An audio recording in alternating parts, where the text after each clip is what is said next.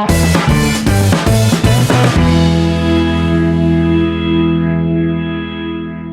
and welcome students. Today I am going to teach you subject science for class 8 chapter 9. Our chapter name is reproduction.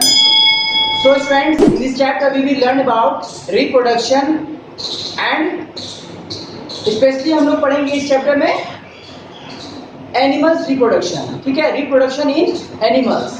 ठीक है, तो previous classes में हम लोग पढ़ चुके हैं प्रॉपर्टीज ऑफ लिविंग, है ना, प्रॉपर्टीज ऑफ लिविंग थिंग. कि लिविंग थिंग जो होते हैं कि वो क्या करते हैं, वो रिप्रोड्यूस भी करते हैं. एक प्रॉपर्टीज हम लोग पढ़ चुके हैं पहले कि living thing can reproduce. Living thing क्या करते हैं, रिप्रोड्यूस करते हैं, है ना, अपने यंग वंस को रिप्रोडक्शन के थ्रू क्या करते हैं, वो अपने जेनरेशन को ग्रो करते हैं.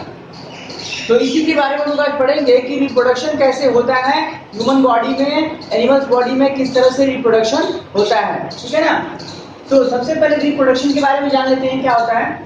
Reproduction is the process by which living things produce young ones of their own kind. Reproduction क्या है, एक प्रोसेस है जिसमें क्या होता है कि लिविंग थिंग्स जो है प्रोड्यूस करते हैं अपने यंग वंस को, इसकी तरह सेम अपने ही तरह के काइंड को, है ना, अपनी काइंड के, अपनी प्रकार के यंग वंस को क्या करते हैं, रिप्रोड्यूस करते हैं. जैसे हम लोग ह्यूमन बीइंग हैं, तो हम लोग क्या है कि हम लोग रिप्रोडक्शन के थ्रू ही आए हुए हैं. ठीक है ना, हमारा रिप्रोडक्शन हुआ है तो हम आए यहाँ पर, है ना. उसके बाद हम लोगों से रिप्रोडक्शन होगा तो कोई न्यू यंग वंस आएगा. इस तरीके से क्या होता है, रिप्रोडक्शन इन एनिमल्स होता है. देखिए अब यहाँ पर एक और टॉपिक पढ़ेंगे लोग कि there are two types of reproduction in animals. Animals में रिप्रोडक्शन जो होता है वो टू टाइप्स से होता है. फर्स्ट होता है हमारा सेक्सुअल रिप्रोडक्शन. ठीक है, उसके बाद आता है असेक्सुअल रिप्रोडक्शन. ये दोनों तरीके से हम लोग जो पढ़ेंगे, ये दो तरीके से रिप्रोडक्शन इन एनिमल्स होता है. इन दोनों को हम लोग डिटेल में पढ़ेंगे वन बाय वन. ठीक है, sexual reproduction and asexual reproduction. Okay, तो हम लोग नेक्स्ट पेज में पढ़ेंगे इसको डिटेल्स में. सो स्टूडेंट्स, और first process of reproduction is sexual reproduction. So इसके बारे में हम जानते हैं. Sexual reproduction involves the fusion of the female and male reproductive cells of form a fertilised egg that grow into an organisms. देखिए sexual reproduction क्या होता है कि इसमें इन्वॉल्व होते हैं क्या, fusion of the female and male reproductive cell. Female और मेल रिप्रोडक्टिव सेल्स जो होते हैं उनका फ्यूजन होता है. ठीक है, फ्यूजन के प्रोसेस से क्या होते हैं कि वो फर्टिलाइज होते हैं. किसको, एग को जो फर्टिलाइज करते हैं, एग को फर्टिलाइज करते हैं, जिससे क्या होता है कि ग्रो होता है एक न्यू ऑर्गेनिजम्स, है ना, न्यू ऑर्गेनिजम्स का ग्रो होता है. ठीक है, तो इसी प्रोसेस को क्या कहा जाता है, सेक्सुअल रिप्रोडक्शन कहा जाता है. ठीक है ना. सेक्सुअल रिप्रोडक्शन होने के लिए एक मेल और एक फीमेल होना चाहिए, जरूरी है. अब यहाँ पर देखते हैं हम लोग रिप्रोडक्टिव सेल और गैमेट.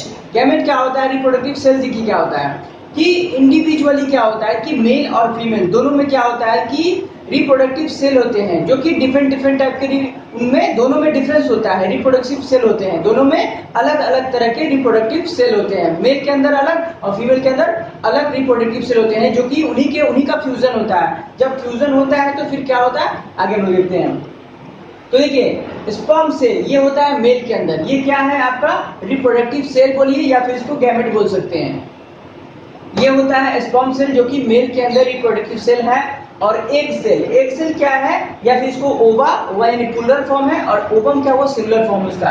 इसको ओवा या ओवम भी बोल सकते हैं. एग सेल जो है वो क्या होता है, फीमेल के अंदर होता है. ठीक है, फीमेल रिप्रोडक्टिव सेल होता है ये. तो मेल रिप्रोडक्टिव सेल और फीमेल रिप्रोडक्टिव सेल इन दोनों का जब फ्यूजन होगा, ठीक है, तो फिर क्या होगा, जाइगोट फॉर्म होगा. जाइगोट एक न्यू तरह का जो थर्ड टाइप का जो आपको सेल प्रोड्यूस होगा उसे बोलते हैं जाइगोट. और ये जाइगोट जो है वही न्यू ऑर्गेनिज्म को रिप्रोड्यूस करता है. जो न्यू ऑर्गेनिज्म जो बनेगा, न्यू यंग वन बनेगा, तो उसका जो फर्स्ट आपका सेल होता है वो जाइगोट होता है. यही जाइगोट जो है वो डेवलप करके आगे क्या बन जाएगा, न्यू ऑर्गेनिजम्स बन जाता है. ठीक है ना. तो ये होता है आपका रिप्रोडक्टिव सेल, है ना. रिप्रोडक्टिव सेल्स ही इसमें पार्ट करते हैं, इसमें दोनों भाग लेते हैं. मेल रिप्रोडक्टिव सेल अलग होता है और फीमेल रिप्रोडक्टिव सेल अलग होता है. जिनका फ्यूजन होता है तो क्या होता है कि एग का फर्टिलाइजेशन होता है. जो एग होता है है ना, फीमेल एग का फर्टिलाइजेशन होगा स्पर्म के थ्रू, तो क्या होगा कि वो फिर रिप्रोड्यूस करेगा यंग वंस को, ठीक है।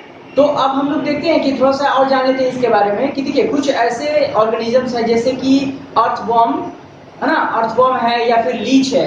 इनमें क्या होता है कि जैसे कि यहाँ पर ह्यूमन बॉडी में मेल और फीमेल दोनों में रिप्रोडक्टिव सेल अलग अलग टाइप के हैं, लेकिन अर्थवर्म और लीचेस में क्या होता है कि दोनों ही पाए जाते हैं। उनमें मेल रिप्रोडक्टिव सेल भी पाए जाते हैं और फीमेल रिप्रोडक्टिव सेल भी पाए जाते हैं, दोनों तरह के रिप्रोडक्टिव सेल पाए जाते हैं। और उन्हीं के अंदर इंटरनल क्या होता है कि फ्यूजन होता है, उन आपस में जब टुगेदर वो जुड़ते हैं, है ना, उसी के एक ही के अंदर, उनमें मेल और फीमेल टाइप का नहीं होता अलग अलग, बस उसके अंदर ही क्या होते हैं, आपस में ही क्या होते हैं कि जो ये सेल हैं रिप्रोडक्टिव सेल दोनों टाइप के, उसमें मेल सेल और फीमेल सेल दोनों आपस में टच करते हैं या फिर फ्यूजन करते हैं, तो क्या होता है कि लीचेस या अर्थवॉर्म के अंदर रिप्रोडक्शन होता है, न्यू ऑर्गेनिजम्स का रिप्रोडक्शन होता है, ठीक है। तो इसको हम लोग कहा जाता है हर्माफ्रोडाइट्स। क्या कहा जाता है, इसको हर्माफ्रोडाइट्स कहा जाता है, ठीक है। जब ये दोनों आपस में इंटरनल आपस में टच करते हैं या फिर रिप्रोड्यूस करते हैं, हर्माफ्रोडाइट्स जो अर्थवॉर्म और लीचेस के अंदर होता है उसको, क्योंकि उसके अंदर मेल और फीमेल दोनों तरह के रिप्रोडक्टिव सेल पाए जाते हैं अर्थवॉर्म और लीचेस के अंदर, तो उसको हर्माफ्रोडाइट्स कहा जाता है। सो स्टूडेंट्स, तो यहाँ तक हम लोग जान गए हैं कि सेक्सुअल रिप्रोडक्शन होता क्या है, ठीक है। उसके बाद आगे हम लोग बढ़ते हैं अपने नेक्स्ट टॉपिक की तरफ। सो स्टूडेंट्स, तो जैसा कि हम लोग पढ़ चुके हैं कि सेक्सुअल रिप्रोडक्शन में क्या होता है कि फर्टिलाइजेशन का प्रोसेस होता है। तो फर्टिलाइजेशन के बारे में डिटेल में हम लोग यहाँ और कुछ जानकारी प्राप्त करते हैं। देखिए फर्टिलाइजेशन क्या होता है कि the fusion of sperm and ovum is called fertilization. हमने क्या बताया था कि फ्यूजन के प्रोसेस को बोलते हैं फर्टिलाइजेशन। ओवम एंड स्पर्म का जो रिप्रोडक्टिव सेल है मेल और फीमेल के, उनके फ्यूजन के प्रोसेस को क्या बोलते हैं, जो फ्यूजन होता है उनका, उस प्रोसेस को क्या बोलते हैं, फर्टिलाइजेशन बोलते हैं। इसी फर्टिलाइजेशन के प्रोसेस से क्या होता है कि रिप्रोडक्शन जनरेट होता है, ठीक है, यंग वंस या यंग ऑर्गेनिजम्स रिप्रोड्यूस होते हैं। देखिए ये फर्टिलाइजेशन जो होता है ये टू टाइप्स के होते हैं, ठीक है। ऑर्गेनिजम्स के अंदर क्या होते हैं, टू टाइप्स के होते हैं। फर्स्ट होता है एक्सटर्नल फर्टिलाइजेशन और सेकंड होता है इंटरनल फर्टिलाइजेशन।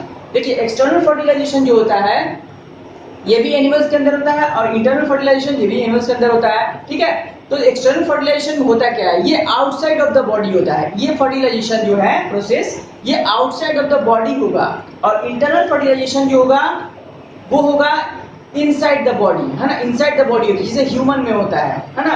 ये इस टाइप का होता है इंटरनल फर्टिलाइजेशन। तो पहले हम लोग पढ़ते हैं एक्सटर्नल फर्टिलाइजेशन, इसका एक एग्जांपल हम लोग समझेंगे। एक्सटर्नल फर्टिलाइजेशन जो होता है, देखिए जैसे कि during the spring season and rainy season में क्या होता है कि फ्रॉग और फिशेस क्या करते हैं, जो फीमेल फ्रॉग है वो क्या करेगा कि वो वाटर के अंदर जाकर के एग लेइंग करते हैं, एग लेइंग करते हैं जो कि जेली लाइक स्ट्रक्चर होते हैं, विदाउट सेल के होते हैं, जेली लाइक स्ट्रक्चर होते हैं, है ना। वो आपके फ्रॉग के एग्स होते हैं, वो फ्लोट करते हैं वाटर में। उसके बाद क्या आता है कि जो मेल फ्रॉग है वो अपना स्पर्म को उस एग पर इजेक्ट कर देता है ना। वो जो, क्योंकि वो उसका काम, फीमेल का काम खत्म हो चुका है, वो एग लेइंग करके वो चली गई है, ठीक है।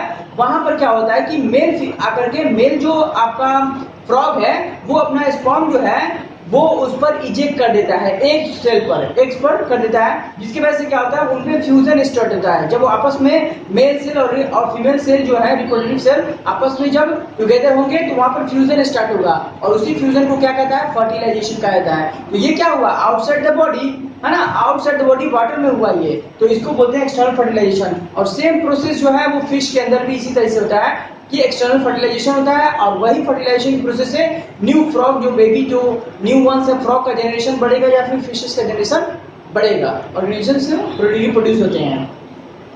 और हम लोग इंटरनल फर्टिलाइजेशन के बारे में समझते हैं। देखिए इंटरनल फर्टिलाइजेशन के बारे में हम लोग पहले भी थोड़ा सा पढ़ चुके हैं कि प्रीवियस टॉपिक में, कि इंटरनल फर्टिलाइजेशन क्या होता है कि मेल रिप्रोडक्टिव सिस्टम जिसको स्पर्म बोलते हैं और फीमेल रिप्रोडक्टिव सिस्टम जो कि एग से है ना, एग सेल है। तो स्पर्म सेल और एग सेल जब आपस में क्या होते हैं कि वो कंबाइंड होते हैं, ठीक है, तो क्या होता है कि वहां पर आपको फ्यूजन होता है, एग सेल का फ्यूजन होता है।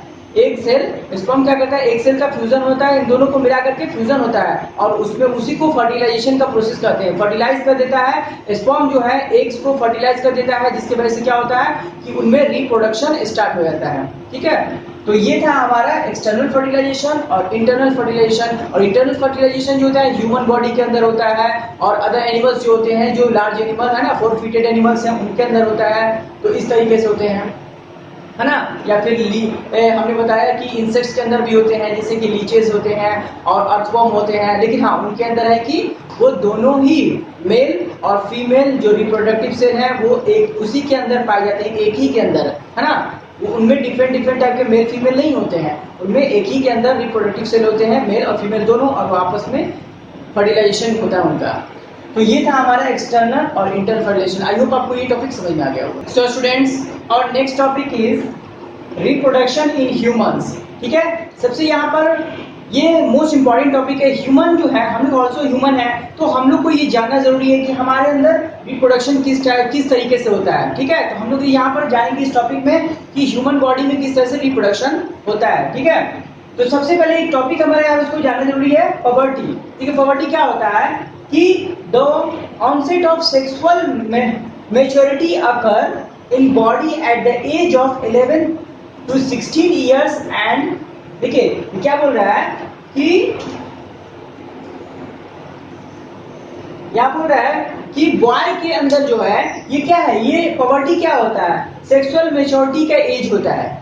एज होता है उस पीरियड को बोलते हैं, उस एज को बोलते हैं जिसमें सेक्सुअल मैच्योरिटी आ जाती है मेल के अंदर और फीमेल के अंदर। ठीक है, तो बॉय के अंदर कितने एज में आता है, 11 to 16 ईयर्स में, एंड गर्ल्स के अंदर आता है ये एज 10 to 15 ईयर्स के अंदर ये आ जाता है। ठीक है ना, ये जो मैच्योरिटी आ जाती है सेक्सुअल रिप्रोडक्शन की, उसी को बोलते हैं क्या, पवर्टी बोलते हैं। ठीक है, तो इसको समझ में आ गया कि पवर्टी क्या बोलते हैं, कि मेल और फीमेल के अंदर जो मैच्योरिटी आती है रिप्रोडक्शन करने की, तो उसी को बोलते हैं हम लोग पवर्टी। और ये मेल और फीमेल में यहाँ पर एज दिया हुआ है 11 to 16 मेल एंड बॉय, और 10 to 15 गर्ल्स में। अब आते हैं हम लोग यहाँ देखते हैं, देखिए male reproductive system. Male reproductive system के बारे में थोड़ा सा हम लोग जान जाएंगे यहाँ पर अच्छे से। देखिए मेल रिप्रोडक्टिव सिस्टम क्या होता है कि outside of the abdomen present होता है, आउटसाइड ऑफ द एब्डोमेन। इसमें क्या होते हैं कि 2 सेट यानी 1 पेयर टेस्टिस होते हैं। ठीक है, टेस्टिस होते हैं जो कि सैक लाइक स्ट्रक्चर्स के अंदर होते हैं।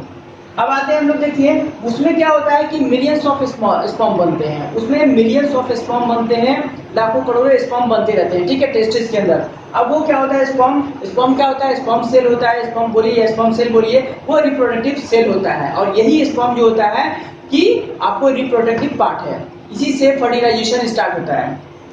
ठीक है, तो स्पर्म जो होता है वो फिर यहाँ पर बनता है टेस्टिस के अंदर। फिर आगे आता है टेस्टोस्टेरोन। देखिए टेस्टोस्टेरोन जो है ये आपका हार्मोन्स है जो कि टेस्टिस के अंदर ही बनता है, और ये जितनी भी रिप्रोडक्शन से रिलेटेड जो भी चीजें हैं उनको कंडक्ट करता है, उनको हेल्प करता है। ठीक है, ये एक हार्मोन है जो कि सेक्रेट होता है, कहाँ से, टेस्टिस के अंदर से ही सेक्रेट होता है, टेस्टोस्टेरोन।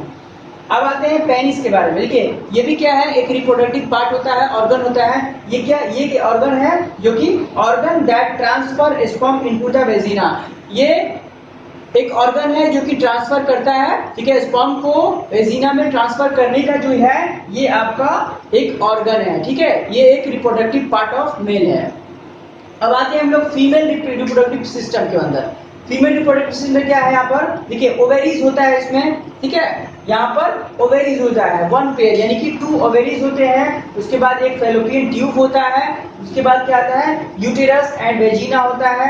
फिर उसके बाद क्या होता है कि एस्ट्रोजन एंड प्रोजेस्टेरोन नामक 2 हार्मोन्स होते हैं। जैसे कि मेल में यहाँ पर क्या हो रहा है कि टेस्टोस्टेरोन है हार्मोन्स जो कि यहाँ पर आपको फर्टिलाइजेशन को कंडक्ट कर रहा है। हार्मोन्स यहाँ पर 2 है, क्या है, एस्ट्रोजन है और प्रोजेस्टेरोन है। यहाँ पर 2 फीमेल आपको हार्मोन्स है। ठीक है ना, तो यहाँ पर देखिए ये फीमेल रिप्रोडक्टिव पार्ट जो है इन सब मिल करके आपका क्या बनता है कि फीमेल रिप्रोडक्टिव पार्ट बनता है। ठीक है, और यहाँ पर इतने सारे जो पार्ट हैं यहाँ मेल रिप्रोडक्टिव पार्ट हैं, और इन्हीं दोनों के, इन्हीं जो पार्ट्स हैं, इन्हीं जो दोनों पार्ट से मिलकर के क्या होता है, इन्हीं के हेल्प से क्या होता है कि फर्टिलाइजेशन का प्रोसेस होता है। यानी जो आपके रिप्रोडक्टिव सेल हैं उनका फ्यूजन होता है जिसको फर्टिलाइजेशन बोलते हैं, और न्यू ऑर्गेनिजम्स रिप्रोड्यूस होता है, यानी रिप्रोडक्शन का प्रोसेस कंप्लीट होता है। ठीक है, इन ह्यूमन बॉडी, किसमें, इन ह्यूमन बॉडी में। तो ये था हमारा रिप्रोडक्शन इन ह्यूमंस।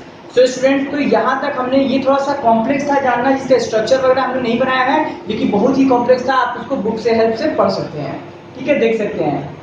तो उसके बाद बाकी जितनी बातें थी हमने यहाँ बता चुका। तो आई होप स्टूडेंट्स आपको जितने भी हमने टॉपिक पढ़ाया यहाँ तक अभी ह्यूमन रिप्रोडक्शन इन ह्यूमन यहाँ तक क्लियर हो चुका होगा। और बाकी के जितने भी टॉपिक्स हैं जो कि असेक्सुअल रिप्रोडक्शन से रिलेटेड है या फिर अदर कोई टॉपिक्स है, ठीक है, सेक्सुअल रिप्रोडक्शन तो हमने यहाँ पढ़ लिया, असेक्सुअल रिप्रोडक्शन जो है या फिर कुछ बचे हुए टॉपिक्स हैं उनको नेक्स्ट पार्ट में हम पढ़ेंगे, ठीक है। वीडियो के पार्ट 1 में हम लोग इतना ही पढ़ेंगे। आई होप आपको समझ में आ चुका होगा, ठीक है।